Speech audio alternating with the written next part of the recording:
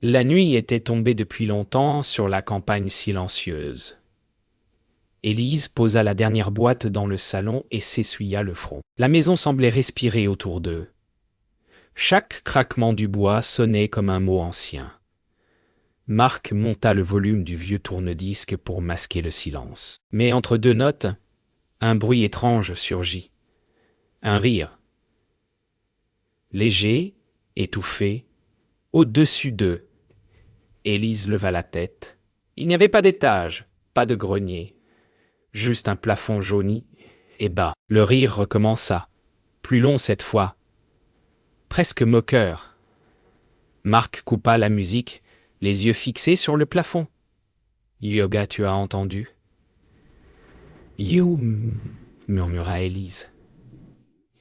Il hocha la tête, lentement. Un courant d'air froid passa dans la pièce. La lampe vacilla. Et à cet instant précis, quelque chose bougea dans le mur, juste derrière eux, qui riait au-dessus, dans une maison sans grenier. Le lendemain matin, le soleil filtrait à travers les rideaux, mais Élise n'avait presque pas dormi.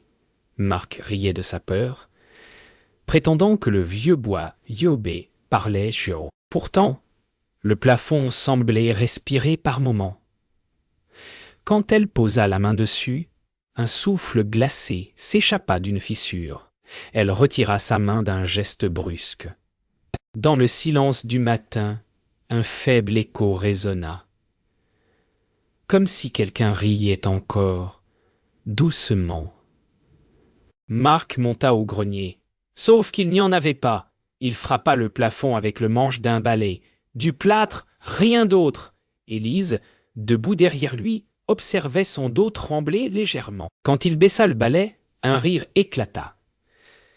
Cette fois plus proche, juste au-dessus d'eux. Ils décidèrent de vérifier les plans de la maison. Aucune mention de grenier. Seulement une note griffonnée. Yoba, espace, non accessible. Ne pas ouvrir. Yo, Élise, sentit un frisson. L'écriture semblait d'une main d'enfant. Cette nuit-là, alors que Marc dormait, Élise entendit encore les rires. Pas au-dessus cette fois, juste derrière le mur, près du lit. Un rire d'enfant, qui l'appelait par son prénom. Le troisième soir, la pluie battait contre les vitres. Élise fixait le plafond, incapable de détacher son regard. Chaque goutte semblait couvrir un murmure. Parfois, elle croyait entendre un mot entre deux éclats de tonnerre. Un prénom, le sien. Marc, dans le salon, essayait de lire, mais ses yeux glissaient sans comprendre les lignes. Quand le rire reprit, bref et sec, il laissa tomber le livre. Le son venait encore d'en haut, mais il n'y avait rien là-haut. Élise monta sur une chaise, posa l'oreille contre le plafond. Elle entendit des pas minuscules, comme ceux d'un enfant courant dans un couloir. Elle recula, glacée. Marc accourut, lui arrachant la lampe des mains, mais lorsqu'il colla son oreille à son tour, il n'entendit rien. Il dira, tu imagines des choses, dit-il doucement. Alors le plafond craqua juste au-dessus de lui. Marc décida de vérifier le toit. Sous la pluie, il grimpa à l'échelle, scrutant chaque tuile. Rien. Mais au moment où il redescendait, il entendit un éclat de rire, juste derrière la lucarne. Il tourna brusquement la tête. La fenêtre était fermée de l'intérieur. De retour à l'intérieur, Marc ne parlait plus. Élise sentait qu'il doutait désormais lui aussi. Ils suivirent ensemble le bruit d'un objet roulant dans le couloir, une balle, vieille, poussiéreuse. Elle s'arrêta net devant leurs pieds. Marc la ramassa. Elle était tiède. Cette nuit-là, Élise rêva d'un grenier. Des rires s'y mêlaient à des pleurs. Elle se vit ouvrir une trappe invisible dans le plafond et découvrir, suspendue au-dessus du vide, une balançoire. Au réveil, ses doigts étaient couverts de poussière, et sur sa paume, un petit mot tracé à la cendre, « Joue ». Le lendemain matin, Marc apporta une lampe torche et un marteau. « Yoga, on va en avoir le cœur net, » dit-il simplement. Élise resta muette. Depuis l'aube, les rires avaient cessé, comme si il savait. Marc frappa une première fois le plafond. Le plâtre tomba en poussière. Une odeur vieille, rance, s'échappa de la fissure. Élise recula. Puis un bruit sec retentit de l'intérieur du plafond, comme si quelque chose frappait en retour. Sous la couche de plâtre, Marc découvrit un panneau de bois ancien fixé par des clous rouillés. Une trappe. Aucune charnière visible.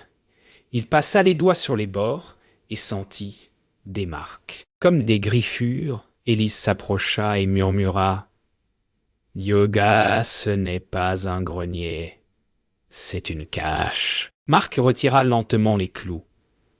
Le bois craqua sous la lame du tournevis. Une brise glacée s'échappa, portant une odeur de terre humide. Élise sentit une goutte tomber sur sa joue, mais ce n'était pas de l'eau, c'était rouge. Ils prirent une lampe et décidèrent d'ouvrir la trappe. Marc souleva lentement le panneau. Un souffle d'air s'échappa, glacial. Ils braquèrent la lampe dans l'ouverture. Rien, juste un espace vide, trop petit pour qu'un corps tienne, trop sombre pour qu'un œil comprenne. Mais au fond, quelque chose bougeait. Marc voulut reboucher la trappe.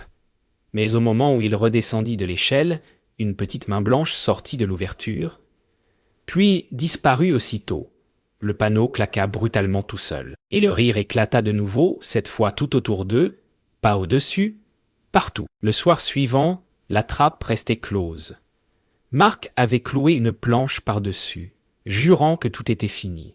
Mais à minuit, les clous se mirent à vibrer. Élise, allongée, entendit les rires devenir des voix d'enfants.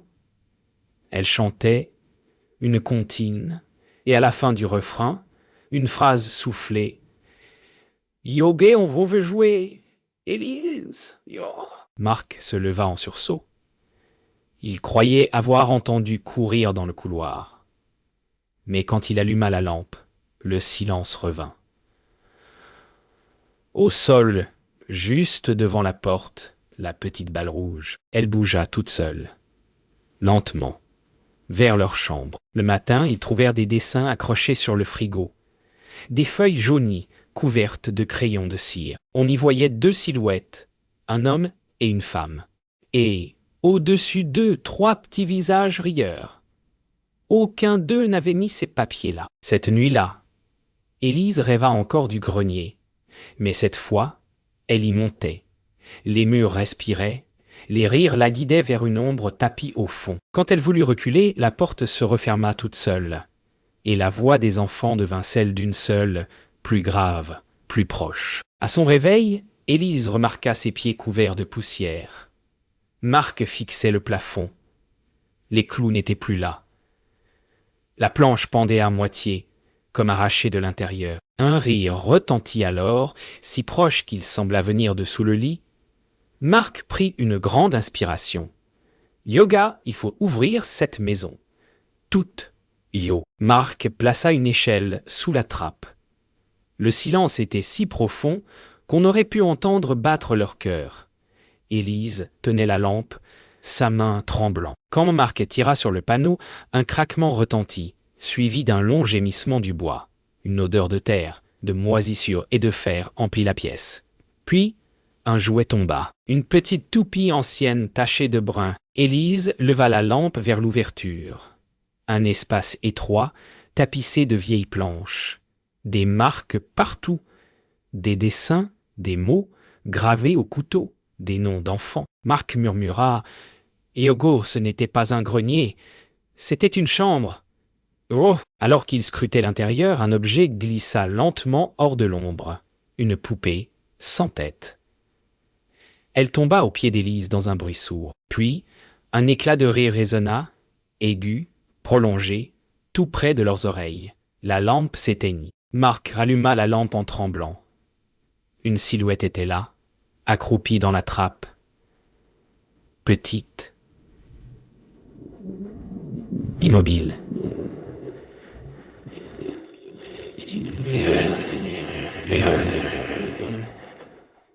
Les bras d'un enfant, recouverts de poussière, pendaient dans le vide. Mais le visage, n'en avait pas. Marc lâcha la lampe qui roula au sol. La silhouette se retira lentement dans le noir sans bruit. Puis, la trappe se referma d'un coup sec. Le silence revint, total. Mais dans l'obscurité, Élise sentit quelque chose lui effleurer la main. Et un chuchotement, presque tendre, « Yobert, maintenant, c'est ton tour de jouer. » Yo, au matin, la trappe semblait intacte, comme jamais touchée. Marc la fixa longuement. Aucune trace de clou manquant, aucune poussière au sol. « Yogay, on a rêvé, ye, murmura-t-il. Élise ne répondit pas. Sous ses pieds, elle sentit un léger tremblement, comme un battement de cœur bientôt. Marc sortit les anciens papiers trouvés dans le buffet de la maison. Actes, lettres, photographies. Sur l'une d'elles, un couple souriant tenait 3 enfants. Leur regard semblait familier. Derrière la photo, quelques mots à l'encre délavée, disparus, enfermés pour toujours. Élise sentit un besoin irrésistible de fouiller la maison. Elle tapota les murs du couloir, un par un.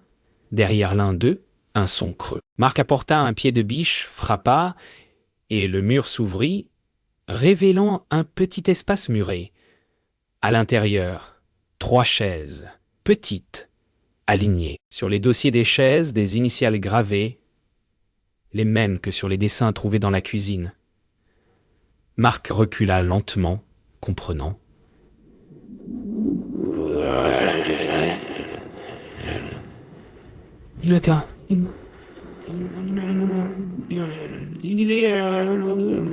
Yo, une larme roula sur la joue d'Élise.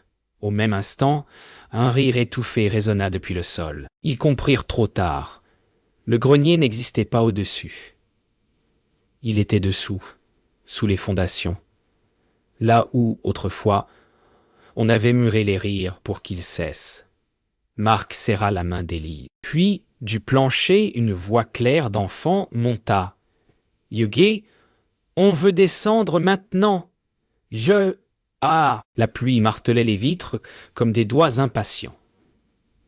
La lumière des éclairs traversait le salon, découpant des ombres mouvantes sur les murs. Marc et Élise avaient tenté de quitter la maison. La poignée refusait de tourner. La clé s'était coincée dans la serrure. Le vent soufflait sous les portes, charriant un murmure étrange, presque chantant. Élise s'adossa au mur, le souffle court. Chaque battement de tonnerre semblait venir de l'intérieur, pas du ciel. Marc donna un coup d'épaule dans la porte. En vain. Alors, le silence tomba brutalement. Pas un bruit, pas même la pluie. Juste un claquement sec au-dessus d'eux. Ils levèrent les yeux en même temps. La trappe du plafond venait de s'ouvrir, lentement, toute seule, laissant tomber un flot de poussière grise. Le rire descendit du plafond comme un écho liquide, se répercutant dans les murs. D'abord enfantin, puis plus grave, presque humain. Marc leva la lampe, cherchant la source. La lumière tremblait dans sa main. Il sentit soudain un souffle chaud contre son oreille, et une voix souffla tout près. « Yo, ben, tu nous as trouvés. » Yo, il recula d'un pas brusque, le cœur battant. La lampe vacilla, projetant des silhouettes d'enfants dans les coins de la pièce. Élise, pétrifiée, fixait le sol. Une ligne fine se formait entre les planches, lentement, comme si le plancher respirait. Un craquement plus fort fit vibrer tout le salon. Le plancher céda sous leurs pieds, libérant une odeur de terre humide. Marc attrapa Élise avant qu'elle ne tombe. Une ouverture béante se dessinait dans le bois, profonde, sans fond visible. Élise s'accroupit, tendit la lampe à l'intérieur. Son faisceau tremblant révéla des formes blanches. 3 petites têtes alignées. Des crânes d'enfants, posés côte à côte, un sourire gravé dans l'os. Le souffle d'air chaud monta soudain, accompagné d'un rire cristallin, si proche qu'il semblait sortir de la lampe elle-même. Marc voulut fuir, mais ses pieds restaient collés au sol. Des mains minuscules surgirent des fissures, pâles comme de la cire, et agrippèrent ses chevilles. Il hurla, tenta de se dégager, tirant sur Élise pour qu'elle l'aide. Les rires devinrent plus forts, plus nombreux, couvrant sa voix. Élise tira de toutes ses forces, les larmes aux yeux. Marc s'enfonçait lentement, happé par le plancher qui vibrait comme une mer vivante. Le bois se referma sur lui dans un claquement sec. Plus un son, seuls les rires, tournant en cercle, jusqu'à n'être plus qu'un murmure lointain. Le silence retomba d'un coup. Élise resta seule, le souffle court, la gorge serrée. Le plancher s'était refermé, comme si rien ne s'était passé. La lampe roula doucement sur le sol, s'arrêtant contre le mur. Tout semblait figé, irréel. Elle leva lentement les yeux vers le plafond. La trappe était à nouveau fermée, parfaitement lisse. Une paix étrange régnait dans la pièce. Puis, un léger bruit la fit sursauter. Au milieu du salon, une petite qui tournait, seule, sans qu'aucune main ne la pousse. Un rire d'enfant éclata, clair, presque joyeux, et une voix douce, chuchotée, s'éleva. « Yogué maintenant, c'est ton tour de jouer. » Yo.